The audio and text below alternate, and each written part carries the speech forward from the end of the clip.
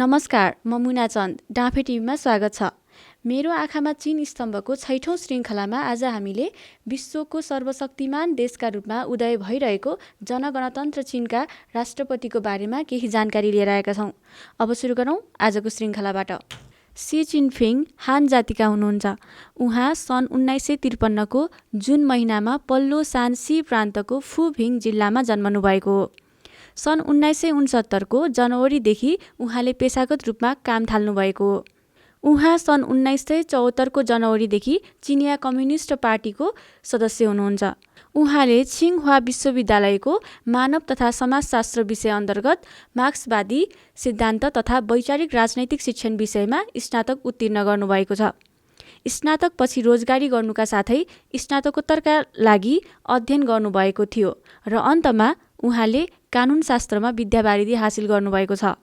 वर्तमान पद चिनिया कम्युनिस्ट पार्टी केन्द्रीय समितिका महासचिव, चिनको केन्द्रीय सैन्य आयोगका अध्यक्ष, जनगणतन्त्र चिनका राष्ट्राध्यक्ष, जनगणतन्त्र चिनको केन्द्रीय सैन्य आयोगका अध्यक्ष। सन् 1969देखि 1975सम्म पल्लो सान्सी प्रान्तको एनछवान जिल्लाको ओन आन ई कम्युन अन्तर्गत ल्याङच्याह टोलीमा रहेर विद्यार्थी अवस्थामा श्रमिक युवाका हैसियतले श्रम गर्नुभएको थियो। त्यति बेला चिनिया कम्युनिस्ट पार्टी अन्तर्गत त्यहाँको स्थानीय समितिका सचिव पनि हुनुभएको थियो। सन् 1975देखि 1979सम्म छिङहुआ विश्वविद्यालयमा रासायनिक उद्योग विषयमा अध्ययन गर्नुभएको थियो।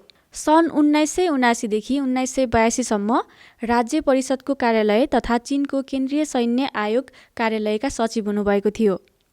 सन् 1982देखि 1983सम्म चिनिया कम्युनिस्ट पार्टीको हफई प्रान्तको चङतिङ जिल्ला समितिका उपसचिव हुनुभएको थियो। सन् 1983देखि 1985सम्म चिनिया कम्युनिस्ट पार्टीको हफई प्रान्तको चङतिङ जिल्ला समितिका सचिव, चङतिङ जिल्लाको सशस्त्र विभागका प्रथम राजनीतिक कमिसनर साथै चिनिया कम्युनिस्ट पार्टीको चङतिङ जिल्लाको सशस्त्र विभागको प्रथम सचिव हुनुभएको थियो।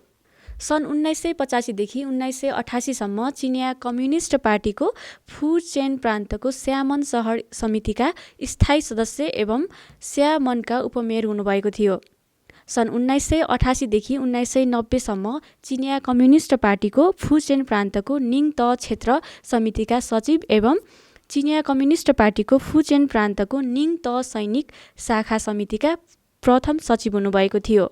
सन् 1990देखि 1993सम्म चिनिया कम्युनिस्ट पार्टीको फुचेन प्रान्तको फुचौ सहर समितिका सचिव, फुचौ सहरको जनकाङ्ग्रेसका अध्यक्ष एवं चिनिया कम्युनिस्ट पार्टीको फुचौ सहरको सैनिक शाखाका प्रथम सचिव हुनुभएको थियो।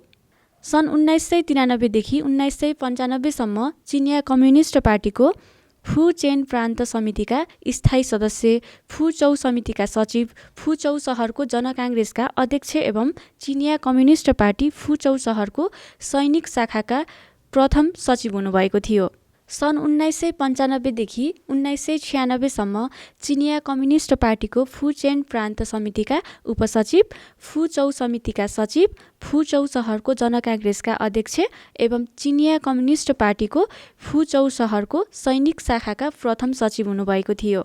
सन् 1996देखि 1999सम्म चिनिया कम्युनिस्ट पार्टीको फुचेन प्रान्त समितिका उपसचिव, फुचेन प्रान्तको तोपखानाका प्रथम राजनीतिक कमिसनर पनि हुनुभएको थियो। सन् 1999देखि 2000सम्म चिनिया कम्युनिस्ट पार्टीको फुचेन प्रान्त समितिका उपसचिव, फुचेन प्रान्तका कार्यवाहक प्रमुख, नानचिङ सैनिक शाखा क्षेत्रको राष्ट्रिय प्रतिरक्षा समितिका उपप्रमुख, फुचेन प्रान्तको राष्ट्रिय प्रतिरक्षा समितिका प्रमुख, फुचेन प्रान्तको तोपखानाका प्रथम राजनीतिक कमिसनर हुनुभएको थियो। सन् 2000देखि 2002सम्म चिनिया कम्युनिस्ट पार्टीको फुचेन प्रान्त समितिका उपसचिव, फुचेन प्रान्तका प्रमुख, नानचिङ सैनिक शाखा क्षेत्रको राष्ट्रिय प्रतिरक्षा समितिका उपप्रमुख, फुचेन प्रान्तको राष्ट्रिय प्रतिरक्षा समितिका प्रमुख, फुचेन प्रान्तको तोपखानाका प्रथम राजनीतिक कमिसनर हुनुभएको थियो। सन् 1998 देखि 2000सम्म रोजगारका साथै छिङह्वा विश्वविद्यालय अन्तर्गत मानवता तथा समाज विभाग मार्क्सवाद सिद्धान्त तथा वैचारिक राजनीतिक प्रशिक्षण विषयबारे अध्ययन गर्नुभएर कानुनमा डाक्टर डिग्री अर्थात् विद्यावारिधि प्राप्त गर्नुभयो। सन् 2002मा चिनिया कम्युनिस्ट पार्टीको चच्याङ प्रान्त समितिका उपसचिव, चच्याङ प्रान्तका कार्यवाहक प्रमुख, नानचिङ सैनिक शाखा क्षेत्रको राष्ट्रिय प्रतिरक्षा समितिका उपप्रमुख, चच्याङ प्रान्तको राष्ट्रिय प्रतिरक्षा समितिका प्रमुख हुनुभएको थियो। सन् 2002 देखि 2003सम्म चिनिया कम्युनिस्ट पार्टीको चच्याङ प्रान्त समितिका सचिव, चच्याङ प्रान्तका कार्यवाहक प्रमुख, चिनिया कम्युनिस्ट पार्टीको चच्याङ प्रान्तको सैनिक समितिका प्रथम सचिव, नानचिङ सैनिक शाखा क्षेत्रको राष्ट्रिय प्रतिरक्षा समितिका उपप्रमुख, चच्याङ प्रान्तको राष्ट्रिय प्रतिरक्षा समितिका प्रमुख हुनुभएको थियो। सन् 2003 देखि 2007सम्म चिनिया कम्युनिस्ट पार्टीको चच्याङ प्रान्त समितिका सचिव, चच्याङ प्रान्तको जनकाङ्ग्रेसको स्थायी समितिका प्रमुख, चिनिया कम्युनिस्ट पार्टीको चच्याङ प्रान्तको सैनिक समितिका प्रथम सचिव हुनुभएको थियो। सन् 2007मा चिनिया कम्युनिस्ट पार्टीको साङ्घाई सहर समितिका सचिव, चिनिया कम्युनिस्ट पार्टीको साङ्घाई रक्षक सेनाका प्रथम सचिव हुनुभएको थियो। सन् 2007 देखि 2008सम्म चिनिया कम्युनिस्ट पार्टी केन्द्रीय समितिका स्थायी सदस्य, चिनको केन्द्रीय सचिवालयका सचिव, चिनिया कम्युनिस्ट पार्टीको केन्द्रीय समितिको पार्टी स्कुलका प्रमुख हुनुभएको थियो। सन् 2008 देखि 2010सम्म चिनिया कम्युनिस्ट पार्टी केन्द्रीय समितिका स्थायी सदस्य, चिनको केन्द्रीय सचिवालयका सचिव, जनगणतन्त्र चिनका उपराष्ट्राध्यक्ष, चिनिया कम्युनिस्ट पार्टी स्कुलका प्रमुख हुनुभयो।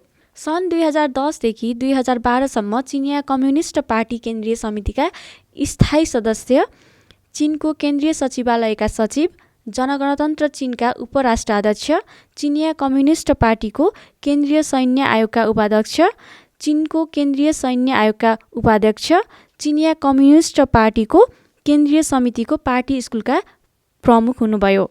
सन् 2012 देखि 2013सम्म चिनिया कम्युनिस्ट पार्टी केन्द्रीय समितिका महासचिव, चिनिया कम्युनिस्ट पार्टी केन्द्रीय सैन्य आयोगका अध्यक्ष, जनगणतन्त्र चिनका उपराष्ट्राध्यक्ष, चिनको केन्द्रीय सैन्य आयोगका उपाध्यक्ष हुनुभयो। सन् 2013 देखि चिनिया कम्युनिस्ट पार्टी केन्द्रीय समितिका महासचिव, चिनिया कम्युनिस्ट पार्टी केन्द्रीय सैन्य आयोगका अध्यक्ष, जनगणतन्त्र चिनका राष्ट्राध्यक्ष, चिनको केन्द्रीय सैन्य आयोगका अध्यक्ष हुनुभयो। चिनिया कम्युनिस्ट पार्टीको 15औं केन्द्रीय समितिका वैकल्पिक सदस्य तथा 16औं, 17औं र 18औं समितिका सदस्य हुनुभयो। चिनिया कम्युनिस्ट पार्टीको 17औं अधिवेशनको केन्द्रीय समितिको राजनीतिक ब्युरोका सदस्य तथा स्थायी सदस्य, केन्द्रीय सचिवालयका सचिव हुनुभयो।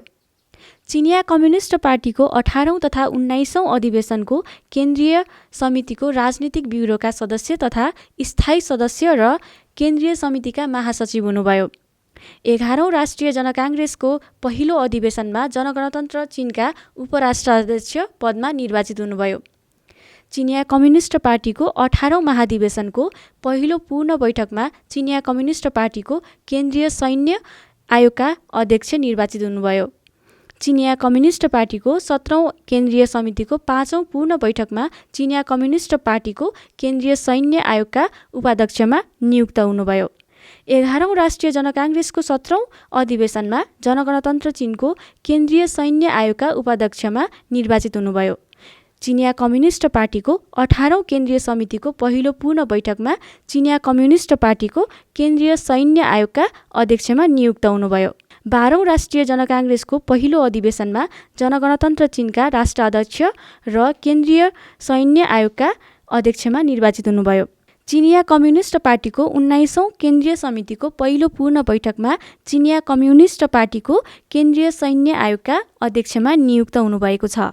आजको श्रृङ्खला तपाईँलाई कस्तो लाग्यो हामीलाई कमेन्टमा अवश्य बताउनुहोला। साथै आजको श्रृङ्खला तपाईँलाई राम्रो लाग्यो भने लाइक र सेयर गरी हाम्रो च्यानललाई सब्स्क्राइब गर्न नबिर्सिनुहोला। आजको लागि यति नै। अर्को भिडियोमा अझै रोचक जानकारी लिएर आउने नै छौँ। तबसम्मको लागि बिदा दिनुहोस्। नमस्कार।